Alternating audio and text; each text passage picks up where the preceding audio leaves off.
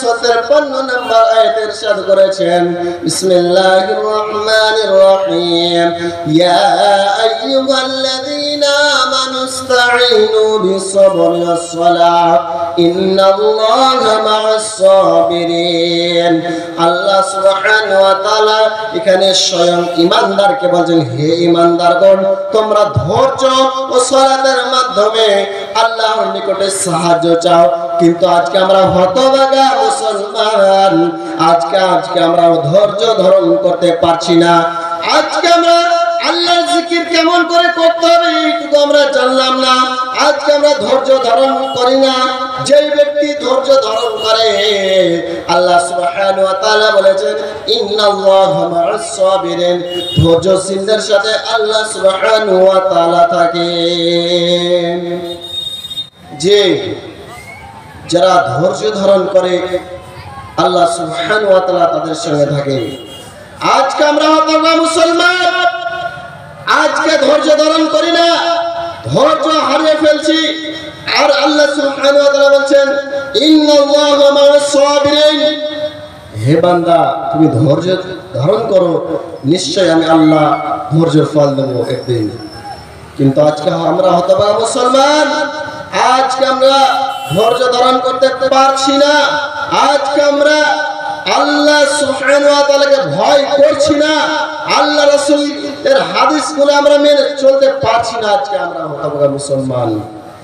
আল্লাহ সুবহানাহু ওয়া তাআলা সূরা আনকাবুতের মধ্যে 45 নম্বর আয়াতে ইরশাদ করেছেন, ইন্নাস সালাতা তানহা আনিল ফাহশাই ওয়াল মুনকার, নিশ্চয় যারা সালাত আদায় করে তারা অশ্লীল মুনকার থেকে বেঁচে থাকে। অর্থাৎ যারা সালাত আদায় করে তারা খারাপ কাজ থেকে বেঁচে থাকে। এবার আপনি প্রশ্ন করবেন, মাওলানা সাহেব, আমি আমাদের গ্রামের অমুক ব্যক্তিকে দেখছি যে সেই ব্যক্তি 5 ওয়াক্তের সালাত আদায় করছে, সেই সময়ের মধ্যে 5 ওয়াক্তের সালাত আদায় করছে, তারপরেও কোন সেই ব্যক্তি খারাপ কাজ থেকে বেঁচে থাকতে পারছে না। বন্ধুরে, তার একটাই কারণ যে আল্লাহ সুবহানাহু ওয়া তাআলার নিকটে তার সালাতের মতন আমল গ্রহণযোগ্য হচ্ছে না। তার কারণ সেই খারাপ কাজ থেকে বেঁচে থাকতে পারছে না। আপনি দেখছেন এক ব্যক্তি সালাত আদায় করছে 5 ওয়াক্তের, কিন্তু সেই খারাপ কাজ থেকে বেঁচে থাকতে পারছে না। তার এটাই যে হচ্ছে যে আল্লাহ সুবহানাহু ওয়া তাআলার নিকটে তার সালাতের মতন আমল গ্রহণযোগ্য হচ্ছে না, তার কারণে সেই খারাপ কাজ থেকে বেঁচে থাকতে পারছে না। তাহলে আমাদেরকে সালাত আদায় করতে গেলে আল্লাহর ভয়ের আশায় সালাত আদায় করতে হবে, আল্লাহকে খুশি করার উদ্দেশ্যে সালাত আদায় করতে হবে, জাহান্নামের ভয়ের আশায় আমাদেরকে সালাত আদায় করতে হবে।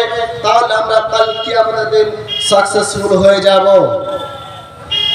আল্লাহ সুবহানাহু ওয়া তাআলা সূরা মুমিনের মধ্যে ইরশাদ করেছেন 1-2 নম্বর আয়াতে, قد أفلح المؤمنون الذين هم في صلاتهم خاشعون, সেই সব মুমিন সফল হলো যারা আল্লাহর ভয়ের আশায় একনিষ্ঠভাবে সালাত আদায় করে, তারাই সফল হলো।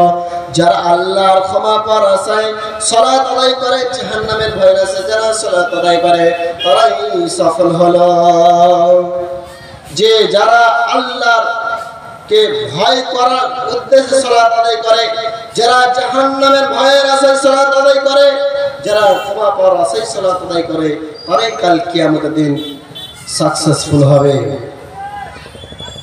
আনাস রাদিয়াল্লাহু আনহু থেকে হাদিসটি পর্যন্ত তিনি বলেন, নবী করিম সাল্লাল্লাহু আলাইহি ওয়াসাল্লাম বলেছেন, আউয়ালু মা ইউহাসাবু বিহিল আবদু ইয়াওমাল কিয়ামাতিস সালাম, কিয়ামতের দিন সর্বপ্রথম কি সম্পর্কে মানুষকে জিজ্ঞাসা করা হবে? কিয়ামতের দিন মানুষকে সর্বপ্রথম সালাত সম্পর্কে জিজ্ঞাসা করা হবে। ফাইন সালাহাত সালাহু সাইরু আমালি, যদি তার সালাত গ্রহণীয় হয়ে যায় তাহলে তার সমস্ত আমল গ্রহণীয় হয়ে যাবে। ওয়াইন ফাসাদাত ফাসাদা সাইরু আমালি, যদি তার সালাত গ্রহণযোগ্য না হয় তাহলে তার সমস্ত আমল বাতিল হয়ে যাবে। এবার আপনি চিন্তা করে বলুন যে আপনি যদি না সালাত আদায় করেন আপনার সমস্ত আমলগুলি ধ্বংস হয়ে যাবে, ছারখার হয়ে যাবে। তাহলে আপনি সালাত আদায় করেন না, আর